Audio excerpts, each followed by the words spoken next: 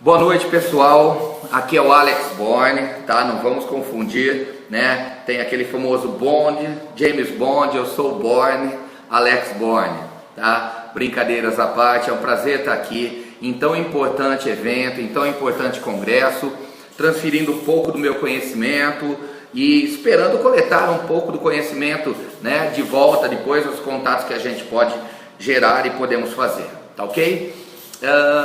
Eu sou pesquisador neurocientista, então eu estudo aquelas, né, neuroses, neuróticos, neurônios, tudo aquilo que dá dor de cabeça, tudo aquilo que requer uma explicação neurocientífica do cérebro, a gente adora estudar, tá? Então, como eu disse, realmente é uma grande satisfação, um enorme prazer estar aqui com vocês para falar sobre um tema, né, que vem se tornando popular e conhecido e que eu tenho a honra, né, de ter sido o pioneiro no Brasil a trazer o tema para cá, né? O pessoal até brinca sobre o pai do neuromarketing no Brasil, de onde surgiu esse nome, e surgiu a partir das primeiras pesquisas e entrevistas que a gente acabou dando numa época que o tema era totalmente incipiente, ninguém conhecia, e era, confesso, muito difícil, porque não tinha nem onde estudar. Então a gente tem que sair do Brasil, viajar, ir para outros laboratórios, e com isso vamos conhecendo muitas pessoas. E lá nos idos de 2003, quando eu comecei a trazer o tema e fazer as primeiras pesquisas laboratoriais dentro do Grupo Internacional de Estudos da Memória e Inteligências, né, e mais trazendo aqui para o Brasil em vários laboratórios de universidades, não havia nada. Então era muito difícil, muito complicado pesquisar algo que não existia, e às vezes eu me apresentava para as pessoas e falava assim: meu nome é Alex Borne, eu sou do neuromarketing, e a pessoa, o que? Neurolinguística? Ou seja, era até engraçado, né? Para mim era um pouco trágico, porque eu era o especialista em algo que ninguém conhecia, então era bem difícil. Hoje, graças ao dimensionamento que esse tema tomou, fica muito melhor. Então a gente viaja, já viajei mais de 23 países dando treinamentos e consultorias para empresas, e palestras, eventos, universidades. Tenho o prazer, que talvez é o que me dá mais prazer, vendo tantos alunos e entrando em contato, querendo saber mais sobre o tema, tá? Então acreditem, realmente é um prazer enorme estar aqui. Bom, antes que eu me esqueça, eu acabo me esquecendo de dar os anúncios, né? Mas é o seguinte, tem uma surpresa para vocês no final da palestra hoje, tá? Tem um negócio, é um presente para os participantes do evento aí, um bom bônus para vocês, então vale a pena aguardar, tá bom? Eu fiz algumas anotações, eu vou pedir desculpa, que eu não sei se a qualidade do som está muito boa, mas devido à correria, então eu improvisei um estúdio, fiz algumas anotações para passar para vocês. Não vou utilizar muitos recursos audiovisuais, nem muitas campanhas, nem nada, porque isso a gente precisaria de mais tempo, né, para apresentar. Até daria para apresentar por aqui, mas eu prefiro seguir uma outra linha, um pouco mais prática, apesar de catedrática, tá ok? Então vamos lá. Bom, como surgiu o neuromarketing? Antes de falarmos do tema neuromarketing, precisamos lembrar lá de trás, da psicologia do consumo, dos estudos de antropologia, de tendências, do marketing em si. Então, eu poderia pegar lá atrás, mais centenas de anos atrás, mas não. Vamos pegar um professor chamado Packard, de 1958, com suas pesquisas que duraram até 1962, quando ele falava que o ser humano consumia pelo impulso. Imagina, numa época onde você tinha uma ou duas, três marcas de televisores, quando muito, geladeiras, rádios, era pouca. Então você tinha uma necessidade, juntava o seu dinheiro, ia lá e comprava totalmente de forma racional, pelo menos era o que todos pensavam. Entretanto, ele já tinha estudos que falavam que você consumia pelo impulso. O que mais tarde, lá em 1978, foi, na verdade, uma tentativa de explicar de um outro professor chamado Tuck, que criou a fórmula do consumo no papel, né, que era a intenção do consumo pelas ações, pelas variáveis. Então tinha uma fórmula matemática para explicar a demanda, o impulso e o consumo. Imagina, 1978, tentando explicar tudo o que acontecia no nosso cérebro através de uma fórmula, foi rechaçado, apesar de ouvido. Passaram-se os anos, com a demanda e o advento da tecnologia, várias novas pesquisas e o marketing foi se aperfeiçoando, porque até então gênios conhecidos mundialmente e outros nacionalmente já empregavam esse conhecimento do estudo da psicologia do consumo, mas sem tanta peculiaridade, sem tanto apelo científico ou neurocientífico. Até que um médico, né, um pesquisador da Universidade de Harvard, o Gerald Saltman, através do estudo das metáforas, o que gerou a metaforia, né,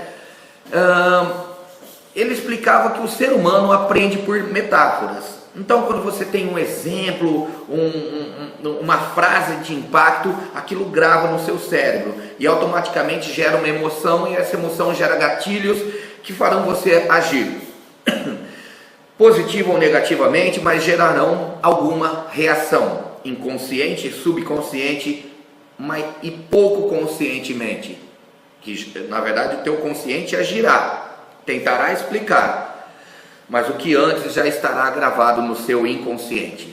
O Gerald Saltman criou os primeiros estudos com os adventos da tecnologia, mas ele criou um mecanismo, um equipamento chamado ZMAT, Z de Saltman, MET de metáfora, e que avaliava as ondas cerebrais, os direcionamentos do olhar, né, os brain waves com os eye trackers, para avaliar como os consumidores reagiam aos estímulos. Ao visitar um supermercado, ao fazer uma compra, ao assistir, ao ser colocado frente a estímulos de televisão, de rádio, na rua, de outdoor, não importa. Bom, o Saltman ainda não foi o precursor do tema neuromarketing, que na verdade foi cunhado, foi registrado pelo Alan Smith, tá? Um professor, pesquisador da Universidade de Erasmus, em Roterdã, na Holanda, que eu tive o prazer de conhecer em várias pesquisas que a gente acabou trabalhando no mundo inteiro, não com Ali, né, ou Yale, mas com os grupos de pesquisadores nesses grandes centros. Bom, são apanhados. De lá para cá, várias coisas aconteceram, até que em 2002, um outro professor e pesquisador chamado Reed Montag fez a grande pesquisa que alavancou o neuromarketing, que foi a pesquisa da intenção do consumo pela demanda, pela efetividade de compra entre Coca-Cola e Pepsi. Tá? Só para vocês saberem do que eu estou falando. A Pepsi nos Estados Unidos, em testes cegos, até hoje, agora existe uma disputa muito grande, mas era, na época, o refrigerante preferido dos americanos, né? Em testes cegos. Então provavam, sem saber qual era, todo mundo preferia a Pepsi. Entretanto, apesar de terem a mesma força, a mesma intensidade mercadológica, peças publicitárias, ou seja, grandes investimentos, Coca e Pepsi travavam batalhas imensas, mas a Coca vendia mais. Reed Montag falou: gente, como é que pode? Você gosta de algo e consome mais outro? E ele começou a fazer as pesquisas e acabou verificando que as pessoas consumiam mais Coca-Cola pelo impulso. Óbvio, existiam as pessoas que gostavam de Coca-Cola, as que gostavam de Pepsi, mas no meio termo, no ínterim, as pessoas consumiam pelo impulso. E aí, através de vários estímulos, onde em aparelhos de ressonância magnética, tomografia, onde eles escaneavam o cérebro durante os impulsos, esses entrevistados eram levados, né, frente aos impulsos, frente às peças publicitárias, audiovisuais, sinestésicas, até em forma de bate-papo frente a pessoas, esses entrevistados eram estimulados.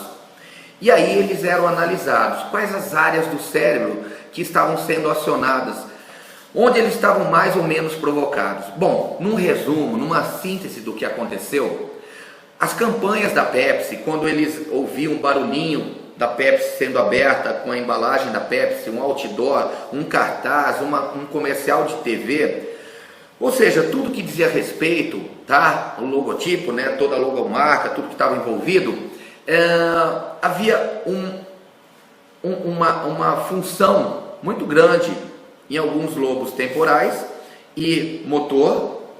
Entretanto, algumas partes, né, do lobo temporal e do lobo motor, mas no entanto havia uma conectividade muito grande e uma irrigação muito grande do cérebro com neurotransmissores de diversos tipos, principalmente a endorfina, né, a serotonina.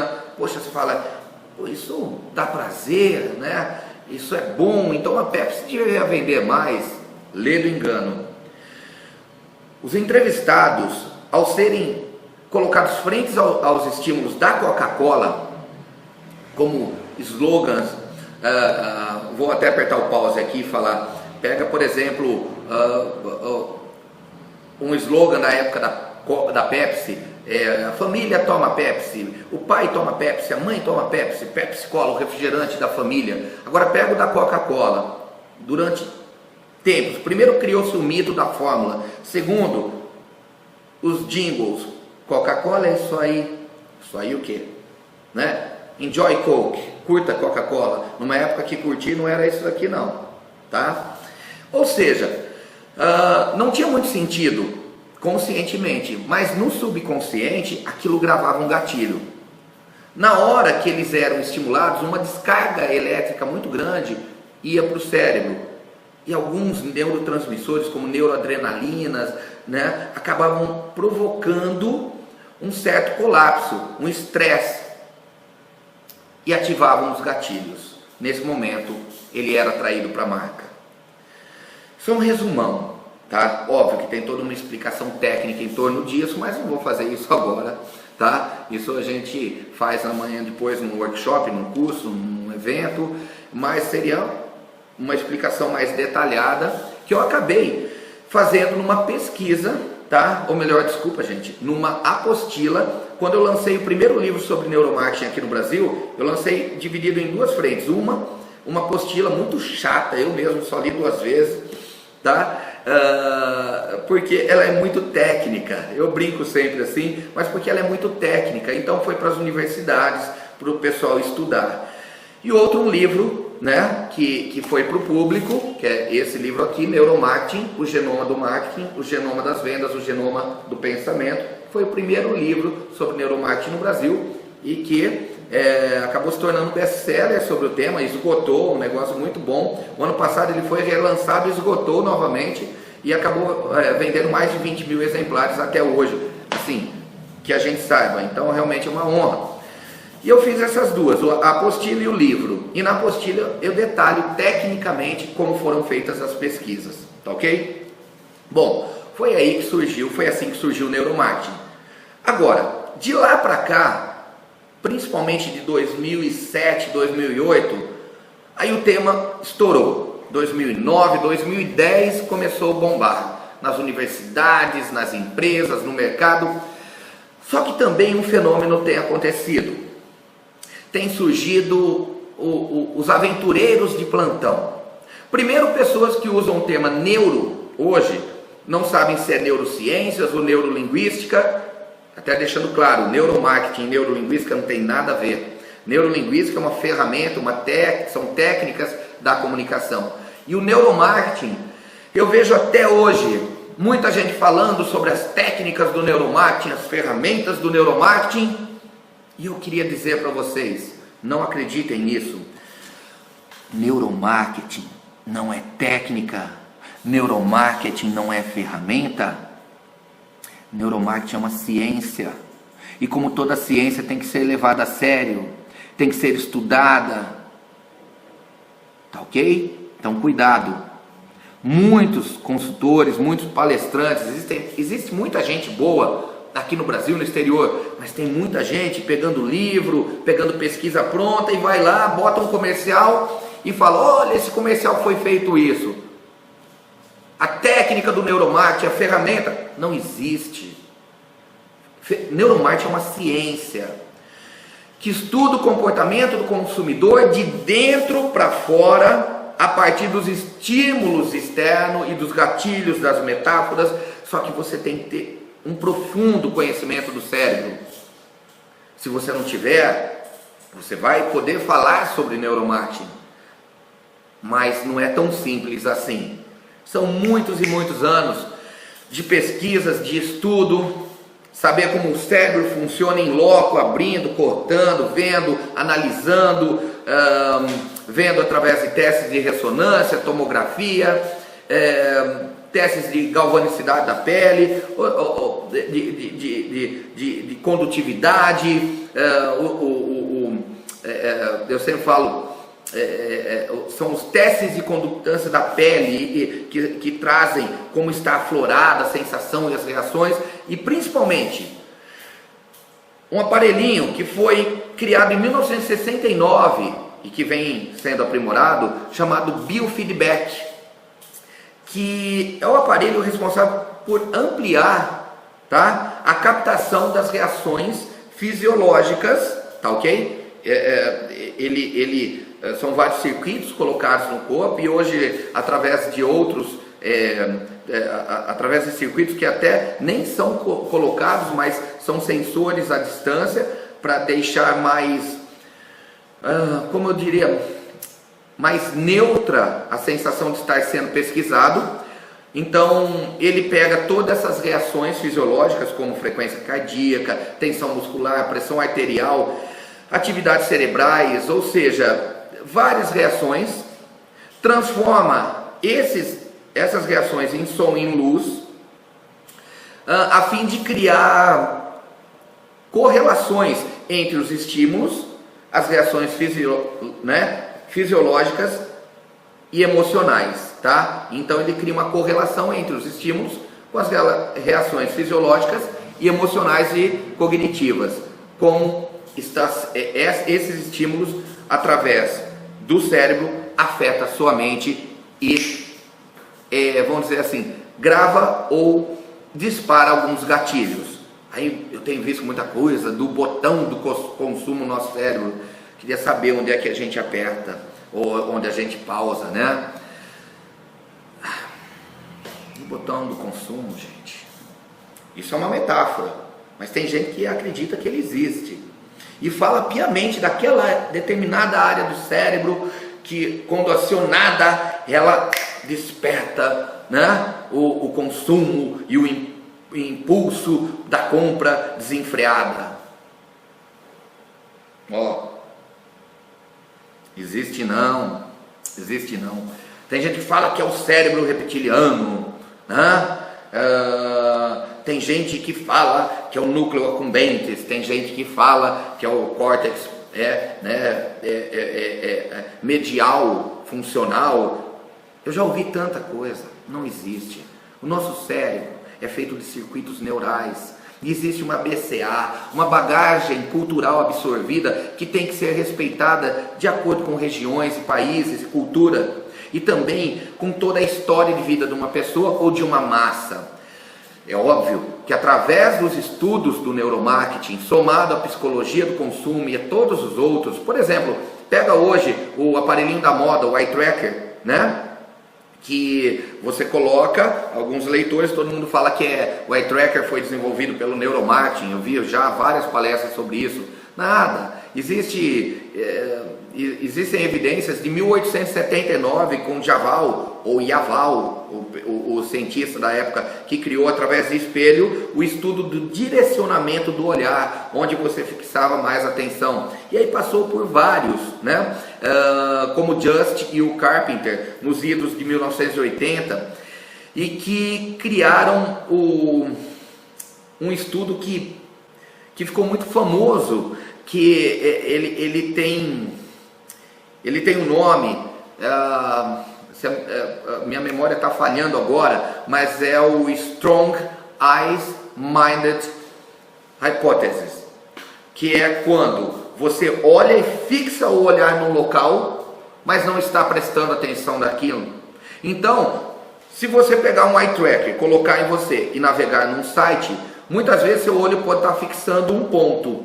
E aí na leitura vão falar, olha, você fixou mais aqui, olhou um pouco para lá. Mas ninguém lembra, né, do Strong Eye-Minded Hypothesis, que é o quê? É o estudo de onde os glimpses, os lapses, né, que você tem, a hora que o olho apenas passa por um campo, mas aciona exatamente alguns gatilhos e acaba gerando alguma mudança no seu cérebro e traz ali, né, esses gatilhos à tona que estão lá na sua mente inconsciente.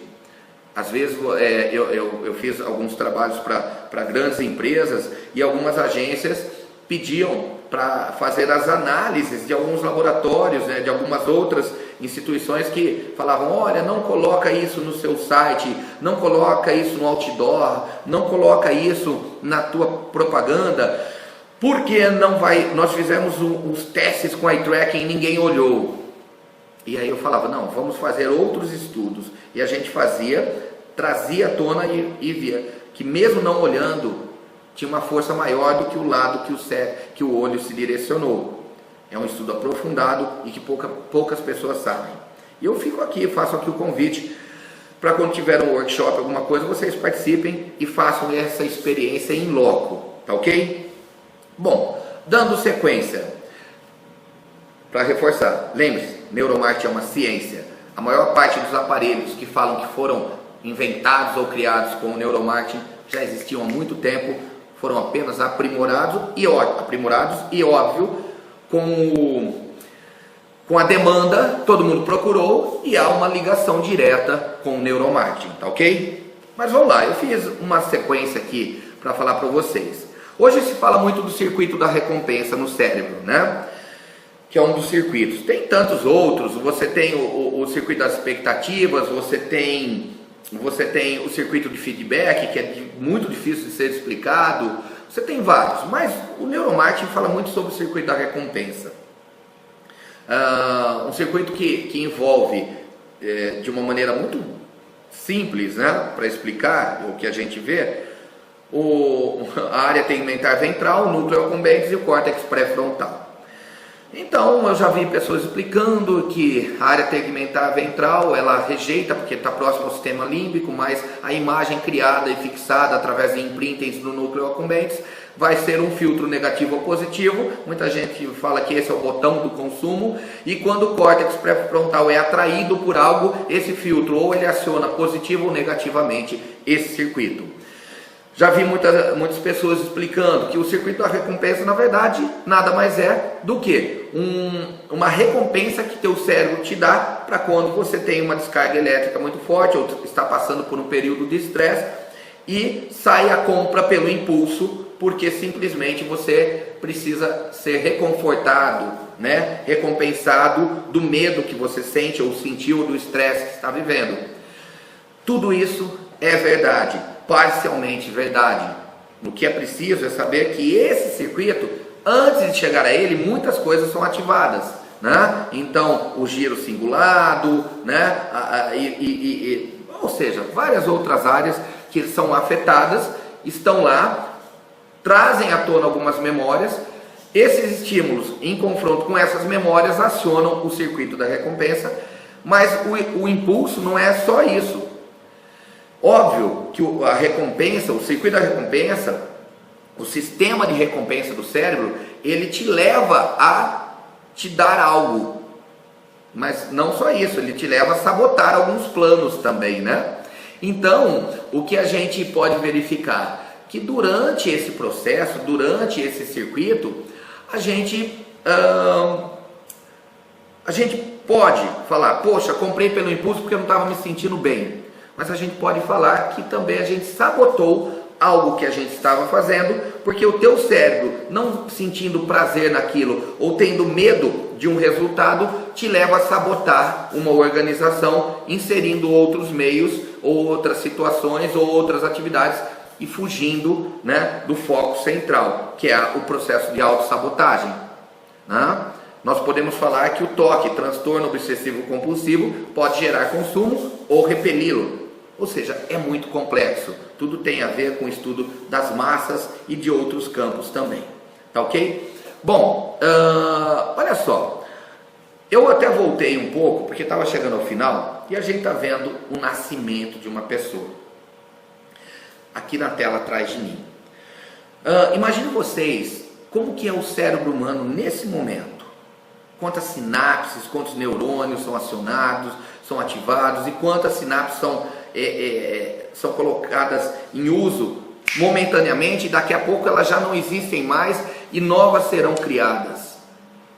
Durante nossa vida, quantos mitos e quantos fatos e quantas verdades nós encaramos. O neuromarketing, ele ajuda a estudar esses mitos, essas verdades e esses fatos, mas de uma forma muito concreta. Um dos pontos é o estudo das expectativas, tá, inconscientes, que é quando o nosso cérebro, que ele é feito para rejeitar, nosso cérebro, o maior sentimento dele é o medo. O medo faz com que a gente rejeite a maior parte das coisas que nos acontecem de forma inconsciente. Como ele é feito para rejeitar e julgar, por incrível que pareça, a gente fala, não faça julgamentos, isso é feio. Não adianta, teu cérebro nasceu para comparar, avaliar e julgar de forma inconsciente. E as maiores frustrações, brigas, desentendimentos, ou seja, os maiores sentimentos que nós temos de negatividade foram gerados às vezes por esses julgamentos que você fez sem perceber e que outras pessoas podem ou não ter entendido. Por quê? Porque cada um julga com base nos gatilhos que tem, na cultura que tem, nas bagagens culturais absorvidas e aí isso gera reações frente a estímulos. Por isso que às vezes o mesmo estímulo gera reações tão opostas nas pessoas, tá? Então esse sistema, né, o circuito das expectativas, ele acaba, o sistema e o circuito das expectativas inconscientes, eles geram a busca, né, por algo que pode ser o consumo. E aí o ser humano e o cérebro, para superar algumas barreiras, que seja o medo, que seja a ansiedade, que seja o estresse, eles buscam o poder ou o complemento ou atendimento de alguma necessidade. Isso gera um impulso ou o que a gente chama de demanda em massa, tá ok? Um pouco parecido com isso, e muito estudado hoje no neuromarketing, é o LTP ou ALTP, que é o Long Term Potentiation. Imagine vocês, eu vou explicar então o circuito da recompensa pelo sistema e circuito das expectativas inconscientes somado ao LTP. Bom, imagine vocês uma campanha onde milhões foram investidos. Essa campanha foi criada para gerar uma fixação e um alto impacto e gatilhos positivos para gerar consumo. Quantas dessas campanhas a gente fala que o tiro saiu pela culatra? Por quê? Apesar de serem muito bem feitas, estarem maravilhosas, não geraram o resultado positivo, pelo contrário, geraram o resultado negativo. Às vezes, uma campanha, ela pode gerar isso, porque não houve um estudo de massa. E se naquele momento, aquela cultura ou aquela atmosfera está propícia para que sejam ativados alguns gatilhos opostos ao que a campanha quis gerar, algumas áreas do hipocampo, através de seus receptores, que são responsáveis por levar o glutamato, aí a gente começa, né, envolver um pouco mais de neurociência, que são responsáveis por levar o glutamato para os neurônios. Quando ativam regiões negativas ou gatilhos negativos, acabam produzindo esteroides, né, e corticoides, né, ou o cortisol. influenciando de maneira oposta e inversa as reações cerebrais e as reações humanas, despertando uma emoção negativa, vinculando aquela emoção negativa àquela marca e gerando a rejeição. Essa é uma explicação sobre como o não entendimento dos circuitos e de um LTP bem estudado e bem aprimorado pode fazer com que uma campanha, ao sair do papel e ir para o front, tenha um fracasso, ou às vezes não tenha um fracasso negativo, né? Mas o não, vamos dizer assim, o não atingir o resultado esperado já é um fracasso negativo, porque se perdeu tempo, energia e dinheiro e, óbvio, não agregou valor e importância àquela marca. Se perdeu tempo, se perdeu tudo. Como fazer o oposto a isso? Esse é o grande desafio. A maior parte dos profissionais hoje, eles pegam campanhas prontas, analisam e falam, olha, isso foi feito assim, isso foi feito assado. A grande dificuldade é pegar uma campanha no papel e se antecipar ao processo mental, ao que vai gerar a demanda. Pega o Washington Oliveto, por exemplo. Na época que ele fez campanhas como a da Bombril e Vale Zero, outras, ele nem sabia da existência do neuromarketing. E foram campanhas geniais que colocaram gatilhos na mente humana e até hoje são fixados. Então é preciso, além da sensibilidade, do estudo e do entendimento da psicologia do consumo, agora saber como utilizar a tecnologia, esses estudos do neuromarketing e saber ler os dados. A grande dificuldade, o grande desafio do neuromarketing é ler os dados. Tá ok? Bom, eu não queria me alongar tanto, eu acabei me alongando um pouco nessas explicações, mas poderia citar alguns exemplos, como trabalhos que a gente fez para a Copa das Confederações, a Copa do Mundo, onde na época a população vaiava a seleção brasileira. Eu lembro de um evento que eu fiz na Rede Globo, vários eventos com amigos ali, e através do nosso centro de pesquisas eu levei o estudo dos arquétipos, né? E aí nós acabamos descobrindo que a população brasileira, ela, por incrível que pareça, teve uma inversão muito grande dos gatilhos.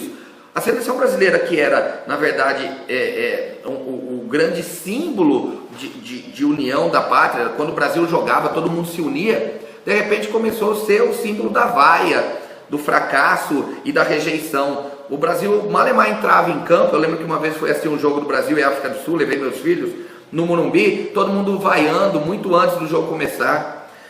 E aí a gente começou a fazer algumas pesquisas, alguns estudos e descobrimos que os arquétipos, que são as imagens mentais que existem no nosso cérebro, eles acabam, eles tinham significados diferentes. Então, a seleção brasileira, ela estava representando no inconsciente da população, incrível, o governo, os jogadores, os políticos, como há uma grande rejeição a qualquer governo, não só o atual, mas o brasileiro já tem uma rejeição natural a governantes e aos políticos. Automaticamente, quando se uniam, viravam uma caixa de ressonância e vaiavam de forma inconsciente, porque ninguém conscientemente vai à sua pátria, sua mãe, sua camisa, sua cor, seu pai, seus filhos. Então por que faziam? Porque virava essa caixa de ressonância, os arquétipos estavam lá, os gatilhos eram acionados e você reagia ainda mais dentro de uma coletividade.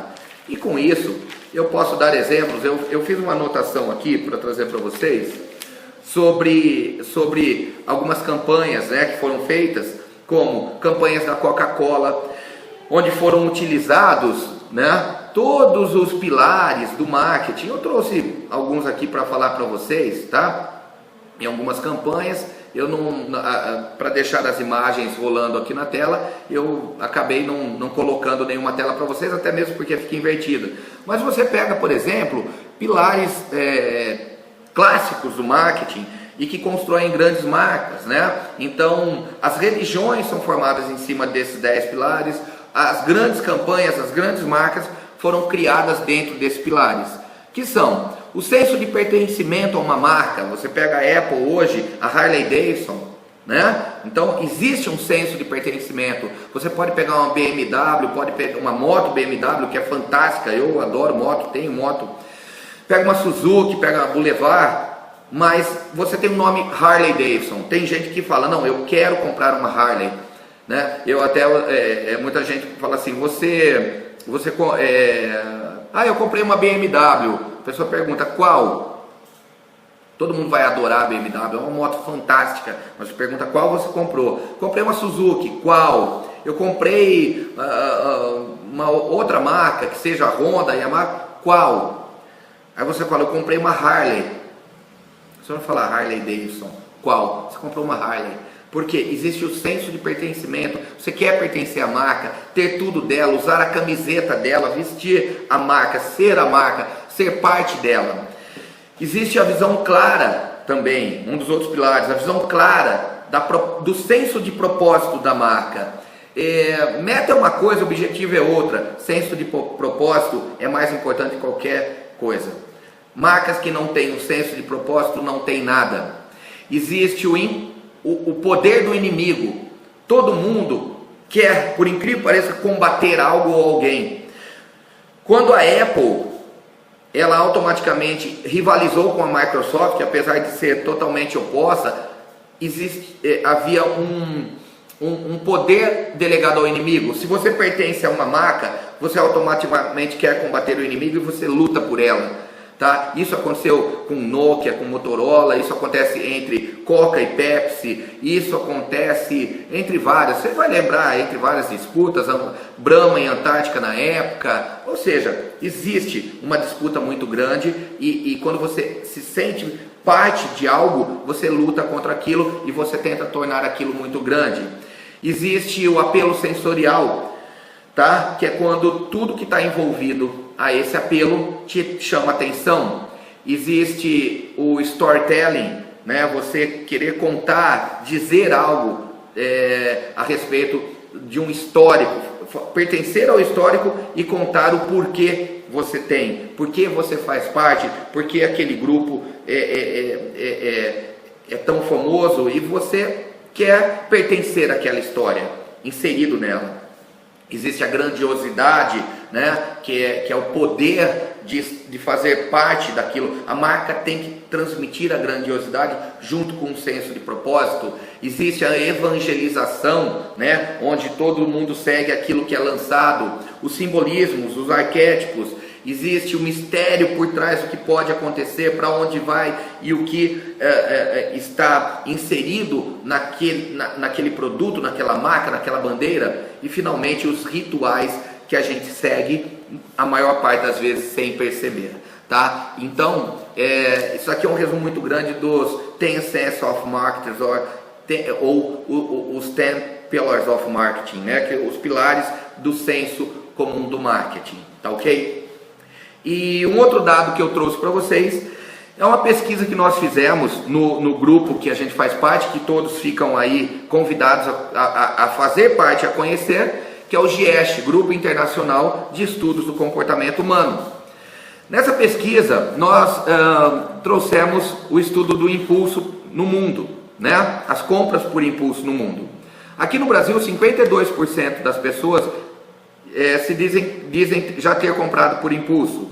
Nos Estados Unidos 67%, na Europa 56% e na Ásia 46%. Ou seja, o americano compra mais por impulso. O brasileiro, por incrível que pareça, ele compra só por impulso acima do asiático, à frente do asiático. Agora, o que incentivou a compra por impulso? No Brasil, o cartão de crédito parcelado, a necessidade e o prazer. Óbvio, você tem uma necessidade, não tem dinheiro, parcela, né? Nos Estados Unidos, o primeiro foi o prazer e a satisfação de estar comprando, depois o estresse e depois a necessidade.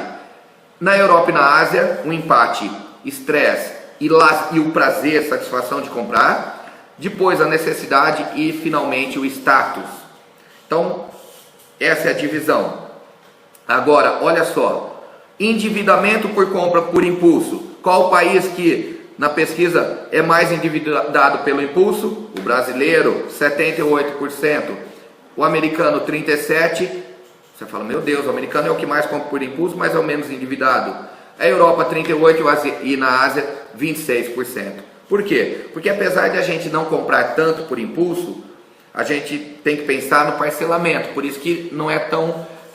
nós não somos o povo que mais compra por impulso. Entretanto, a gente se endivida, porque a gente compra pelo impulso da parcela e não percebe que isso somado trará uma dívida e um débito, tá ok? E então hoje várias marcas estão combatendo isso para evitar que lá na frente eles não sejam comprados. E aí geram as vendas casadas, mas através da satisfação e daqueles 10 pilares, trazem o cliente para si, dando para eles, para a marca, dando condições para que eles se efetivem, para a compra se efetive, né? Que ela se efetive, tá ok? Bom, gente, as anotações aqui foram essas, o meu tempo está esgotando, já deu 40 minutos, eu até pensei assim, eu vou falar uns 30, mas eu acabo falando muito. Espero que vocês tenham gostado e quero que vocês lembrem, eu escrevi uma frase no meu livro, em um dos meus livros, dizendo: quem te irrita te domina. Quanto mais uma marca te conhece, uma pessoa te conhece, mais previsível você se torna. E quanto mais previsível eu sou, mais vulnerável eu me torno. E aí fica fácil me irritar, me estimular. E quem te irrita te domina e extrai o que quer de você. Lembre-se, o cérebro ele foi feito para julgar, avaliar e comparar. E também rejeitar. Então tome cuidado com as campanhas que vocês fazem, tá? O cérebro, para ele, o que é importante são as emoções. Ele fixa a emoção. Tome cuidado com as emoções que você gera, tanto em relação à marca, a pessoas e a você mesmo, tá ok? E existe uma pergunta que foi me feita, foi: professor, quando termina o presente? Porque todo mundo fala de passado, de futuro, quando começa o futuro, mas quando termina o presente? Quando termina a força de uma marca? Quando termina uma paixão, a magia de um relacionamento? Não importa. Quando termina o nosso presente? O presente termina quando acaba a emoção. Então, se você quer que tua marca seja perene, se teu relacionamento seja perene, gere emoções, não negativas. Pode até brincar um pouco, mas gere emoções que levem aos gatilhos positivos. A tua marca e tudo agradecerá muito. Tá bom? Bom, pessoal, o que eu tenho é que agradecer a vocês e dizer que o neuromarketing é uma ciência séria, então exijam conhecimentos de pessoas sérias falando sobre o tema. Cuidado, principalmente empresários, que contratam profissionais que falam apenas sobre o que já foi feito.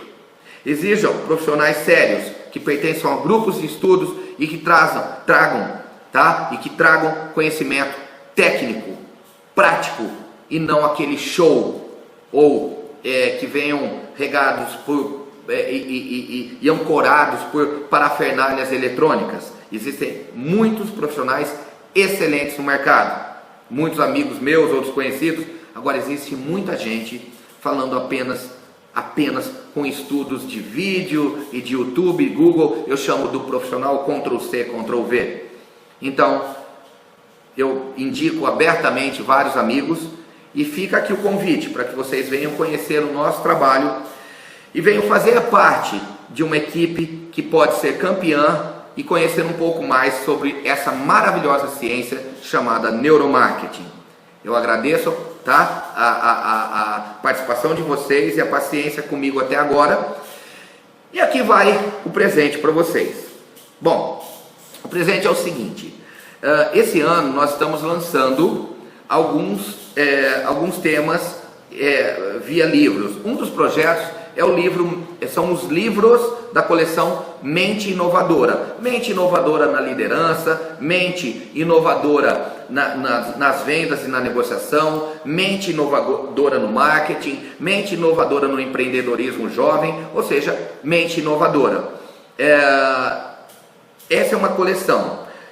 Por outro lado, nós estamos lançando um livro chamado Neuromarketing, Mitos e Verdades, as páginas negras do neuromarketing, que elas viram até lacradas, tá? Então fica aqui o convite para você mandar um e-mail, ou mandar um pedido, ou mandar um WhatsApp para a gente deixar aqui os contatos, para você ser convidado para o lançamento.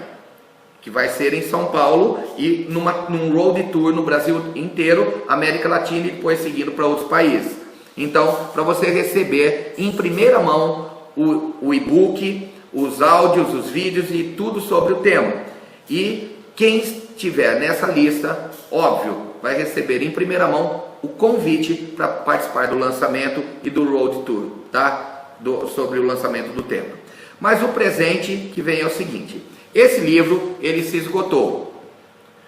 Então fica aqui para vocês o seguinte: ele foi lançado ano passado num pacote, né? Que é um kit que vinha o livro, duas apostilas sobre neurovendas, neuroliderança e um CD com a entrevista capítulo por capítulo do livro. Então esgotou. O que a gente está fazendo? Quem quiser adquirir esse livro, Neuromarketing, o Genoma do Marketing, entre em contato com a gente, que eu vou deixar o contato daqui a pouco, tá? Entre em contato com a gente. Quem entrar em contato e fizer esse pedido, além do livro com o kit, vai ganhar o seguinte: o e-book prévio do lançamento. Você já vai receber em antecipação o lançamento do e-book. 33 segundos, o tempo exato para apresentar suas ideias, onde você vai saber por que nós precisamos de apenas 0,7, menos de 1 segundo, 0,7 segundos para ter a nossa atenção despertada, até 3,7 segundos para saber se decidiremos ou não prestar atenção e doar nosso tempo e energia, e no máximo 33 segundos para reter a atenção. E ali eu explico como você pode utilizar esses conceitos na tua empresa, na tua propaganda, nas entrevistas para emprego, nas comunicações e por aí vai. Tá ok? Como despertar gatilhos de atração de atenção. Então, mais uma vez, quem entrar em contato e adquirir esse livro vai ganhar o e-book 33 segundos, o tempo exato para apresentar suas ideias. Vai ganhar o e-book sobre PNL, Programação Neurolinguística mais aplicado ao marketing e às vendas. Vai receber o e-book prévio sobre o neuromarketing, mitos e verdades. E mais um presente, que é o acesso aos materiais de entrevista, onde eu falo capítulo por livro. Eu vou comentando, ou seja, você pode ler o livro e batendo um papo comigo, que comento cada capítulo do livro e cada pesquisa, cada efeito de manipulação, cada campanha, ou seja, várias ações da publicidade e do marketing. Tá ok? Então fica aí o presente para vocês. Quem quiser entrar em contato, eu vou dizer aqui e espero que vocês possam ler também esses contatos. Tá ok? Então, meu Facebook, Alex Borne, é só entrar lá, vai ver, sou eu, e manda o convite, que vai ser um prazer tê-lo ali. O Instagram, NeuroAlexBorne. Meu e-mail, contato@alexborne.com.br. O meu WhatsApp é 11 98401 8598. E o meu site, www.alexborne.com.br. Aí estão todos os meus contatos e espero estar em contato com vocês e poder convidá-los a fazer parte dos próximos lançamentos, dos próximos eventos e, quem quiser adquirir o livro, ganhar esses bônus, esses presentes singelos, mas que são de coração para vocês, tá ok? Pessoal, foi um prazer enorme estar com todos, foi um prazer enorme falar para o evento, foi um prazer enorme estar no congresso e dizer: quem te irrita te domina e quem dá desculpa não dá resultados. Afinal de contas, as pessoas que mais dão desculpas não dão resultado. Então, vamos passar a dar resultado e para isso a gente tem que estudar um pouquinho, saber um pouquinho do que está fazendo e para onde estamos indo. Tá ok? Um abraço, pessoal. Prazer enorme. Tchau, tchau. Até a próxima.